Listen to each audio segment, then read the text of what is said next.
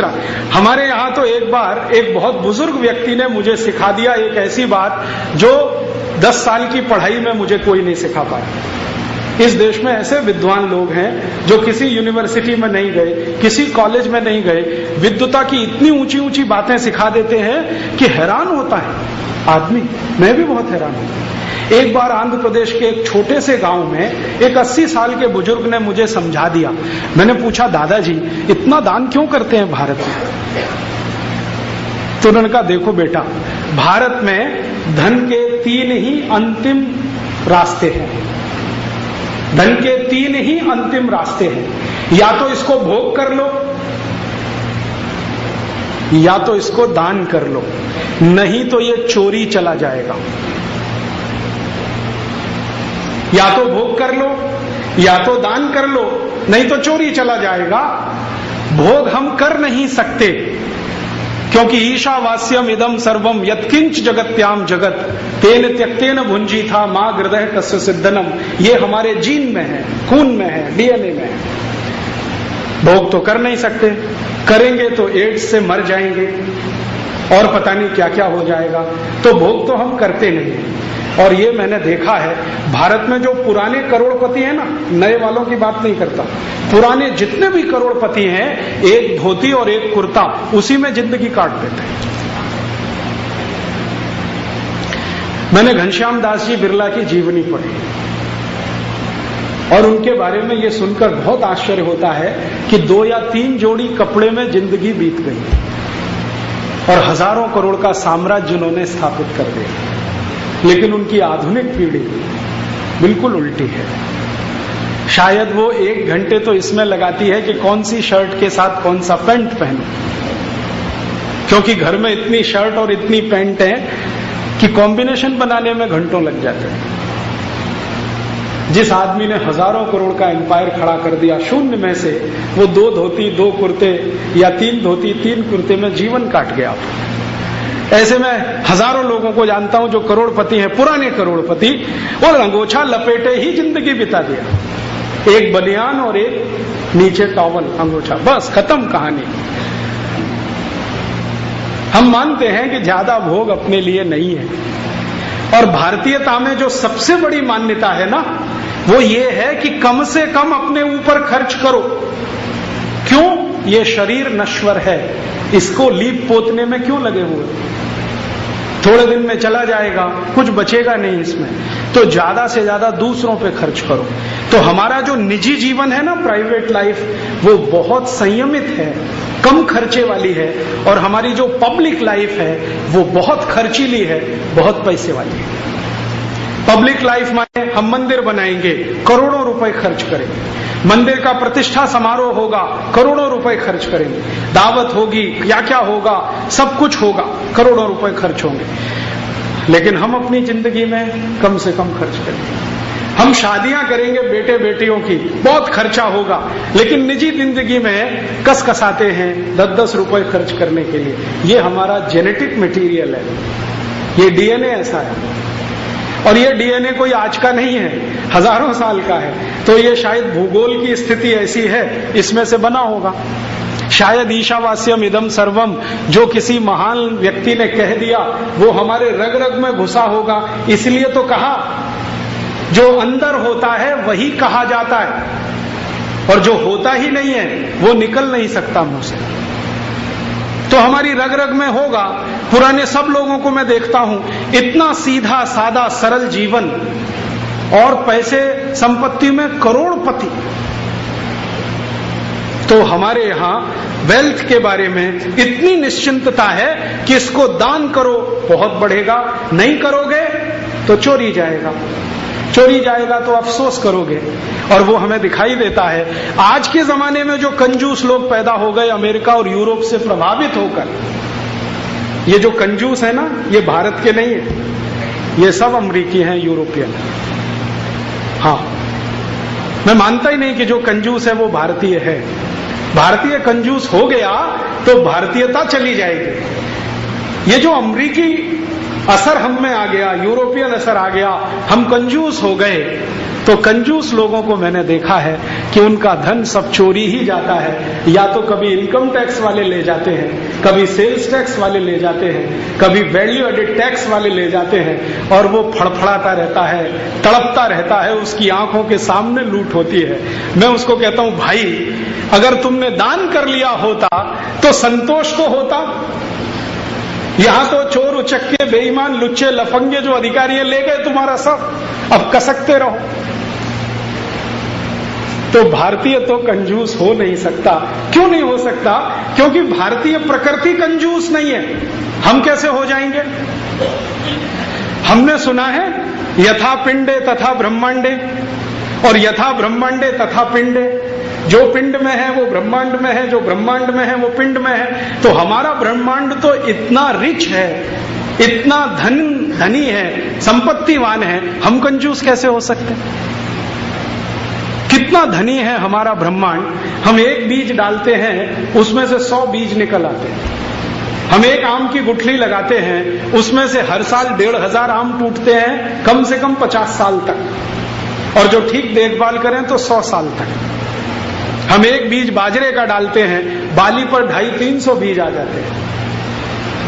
प्रकृति ने हमको इतना दिया है, ब्रह्मांड में इतना कुछ मिला है, तो हम कंजूस हो नहीं सकते। जैसी प्रकृति वैसे हम। तो ये कंजूसी होना भारत का गुण नहीं है, ये यूरोप से आया है। क्यों? वहां वेल्थ का कुछ पक्का नहीं है। और आप कभी भी यूरोप और अमेरिका में जाए ना, अमेरिका में अब तो ये विशेष दिखाई देता है, किसी भी अमेरिकन आदमी से बात करिए, और अब तो जो हिंदुस्तानी अमेरिका में रहते हैं उनसे भी बात करिए, हर समय दिमाग में एक ही घन चक्कर घूमता रहता है, बैंक बैलेंस। हर समय एक ही कैलकुलेशन, बैंक बैलेंस। आप किसी भी अमेरिकन से 5 मिनट बात कर लीजिए, 5 मिनट में 2 बार पूछ लेगा आपका बैंक बैलेंस कितना। और किसी अमेरिकन लड़की से बात कर रहे हैं तो 5 मिनट में 5 बार पूछ लेगी आपका बैंक बैलेंस कितना। सारी कैलकुलेशन बैंक बैलेंस की। समाज की इज्जत बैंक बैलेंस से, समाज की प्रतिष्ठा बैंक बैलेंस से, समाज का सब कुछ बैंक बैलेंस से। मैं बार बार सोचता हूं कि इनके मन में इतनी चिंता क्यों है पैसे को लेकर? क्योंकि निश्चिंतता नहीं है। मालूम नहीं है कि ये संपत्ति आज है तो कल भी रहेगी। हम हिंदुस्तानी इतने आश्वस्त हैं कि ये आज भी है, कल भी रहेगी, जो दान करने की परंपरा अपनाते रहे तो वेल्थ भी है, वाइफ भी पक्की है, वेदर भी पक्का है। यूरोप में ये तीनों ही चीजें पक्की नहीं। अब जरा कल्पना करिए, जिस देश में ये तीनों चीजें पक्की नहीं होंगी वहां की व्यवस्था कैसी होगी, और जिस देश में ये तीनों ही चीजें पक्की होंगी वहां की व्यवस्था कैसी होगी। और जिस देश में इतना कड़ा मौसम होगा, बर्फ ही बर्फ, बर्फ ही बर्फ, जो हमेशा ठंडी रहती है, आदमी को भी ठंडा बना देती है। कुछ वैज्ञानिकों ने सिद्ध किया है कि ज्यादा ठंड में रहने वाले लोगों को कोमलता नहीं रहती मन में और शरीर में भी। इसको ऐसे समझिए कि अगर आपको चारों तरफ बर्फ की सिल्लियों के बीच में बिठा दिया जाए, थोड़े ही समय में आपकी सारी हड्डियां और मांसपेशियां कड़क हो जाएंगी। कभी करके देख लीजिए। तो जो लोग 9-9 महीने चारों तरफ बर्फ से घिरे रहते हैं, उनकी हड्डियां और मांसपेशियां सब कड़क रहती हैं। और हड्डियां मांसपेशियां कड़क हैं तो मन पे भी तो कुछ असर पड़ता होगा ना, तो मन भी कड़क है। यूरोप और अमेरिका के लोग ऐसे ही हैं जैसे ठंडी बर्फ होती है। नकली मुस्कुराहट, नकली इज्जत, नकली सम्मान, सब कुछ नकली, एकदम बर्फ जैसा।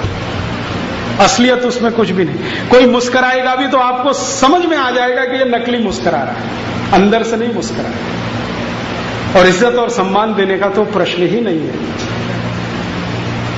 अब ये जो इलाके में रहने वाले लोग हैं, इनका निजी जीवन कैसा है, 2-3 छोटी छोटी बातें बताता हूं। यूरोप का एक बहुत बड़ा फिलोसोफर, उसका नाम रूसो की ऑटोबायोग्राफी मैंने बार बार पढ़ी। वो उसमें लिखता है कि मेरी जिंदगी में 5 बच्चे हुए। इसको ध्यान से सुनना। रूसो माने आज से लगभग 200-225 साल पहले का व्यक्ति और उस जमाने की व्यवस्था का प्रतिनिधि। तो आज से 200 साल पहले का यूरोप कैसा है इसका अंदाजा आप लगा सकते हैं। रूसो कह रहा है कि मेरे 5 बच्चे हुए, उसमें से 4 मैंने लावारिस छोड़ दिए। एक को पाला, एक को ही रखा घर में, 4 को छोड़ दिया। फिर आगे लिखता है कि 4 को छोड़ा कहां? तो कहता है कि जब मेरा पहला बच्चा हुआ तो मैं अपनी पत्नी के पास नहीं था। आप जरा सुनना इसको ध्यान से। मैं मेरी पत्नी के पास नहीं था और मेरी इच्छा नहीं थी कि वो बच्चा पैदा हो, लेकिन मेरी पत्नी ने कर दिया तो मैंने उसको घर के बाहर टोकरी में रख दिया, कुत्ते उसको खा गए। पहला बच्चा।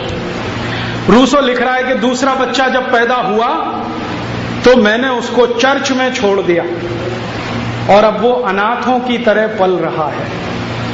तीसरा बच्चा हुआ तो किसी फादर को दे दिया बैप्टिज्म करने के लिए।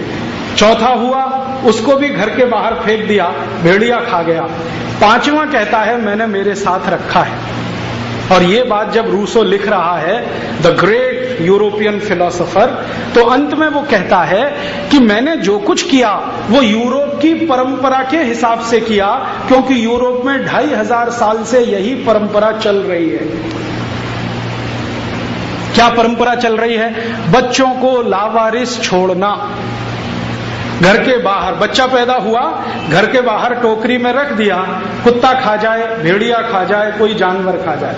बच्चा पैदा हुआ, घर के बाहर रख दिया, कोई चर्च के व्यक्ति की निगाह पड़ गई, उठा ले गया, चर्च में दान कर दिया तो लावारिस की तरह से पलने लगा।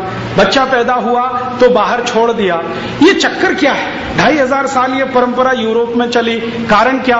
बच्चों को लावारिस छोड़ना।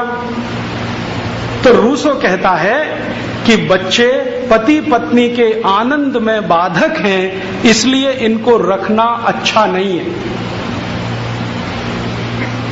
पति पत्नी का आनंद माने शारीरिक आनंद, तो शारीरिक आनंद में बच्चे बाधा हैं, इसलिए इनको रखना अच्छा नहीं है। तो वो कहता है कि हमारी परंपरा में और मान्यता में शारीरिक आनंद ही सब कुछ होता है, बाकी दुनिया में कुछ नहीं होता।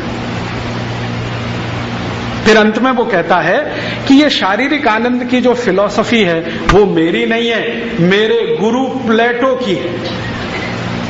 और प्लेटो रिपब्लिक में लिख रहा है कि हर मनुष्य को जीवन का आखिरी उद्देश्य है आनंद की प्राप्ति, और वो आनंद कौन सा? शरीर का। तो शरीर के आनंद की प्राप्ति जीवन का चरम उद्देश्य है। बच्चे अगर उसमें रुकावट हैं तो उनको घर में रखना नहीं है, छोड़ देना है। ये मान्यता और परंपरा यूरोप में 2500 साल चली है और यूरोप अपने आप को महान कहता है। अब मजे की बात है कि ये जो परंपरा उनके यहाँ 2500 साल चली, बच्चों को लावारिस छोड़ना, तो प्लेटो ने भी अपने बच्चे लावारिस छोड़े, अरस्तु ने भी छोड़े, लेविनिज ने भी छोड़े, देकार्ते ने भी छोड़े। प्लेटो ने तो 4 शादियां की थी, चारों शादियों से जितने बच्चे हुए 12, सबको लावारिस छोड़ा उसने। उन्होंने कहा बच्चा रखना ही नहीं है, ये हमारे तो गलती से आया, हमने नहीं लाया, हम तो कुछ मजा ले रहे थे, एक्सीडेंटल हो गया, अब इसको रखना थोड़ी है, छोड़ दो इसको। तो इन छोड़े हुए बच्चों को संभालने के लिए वहां के राजाओं ने और सरकारों ने कुछ संस्थाएं खड़ी की हैं जिनको कॉन्वेंट कहा जाता है। अंग्रेजी का एक शब्द है CONVENT, कॉन्वेंट। कॉन्वेंट का माने है लावारिस बच्चों का स्कूल।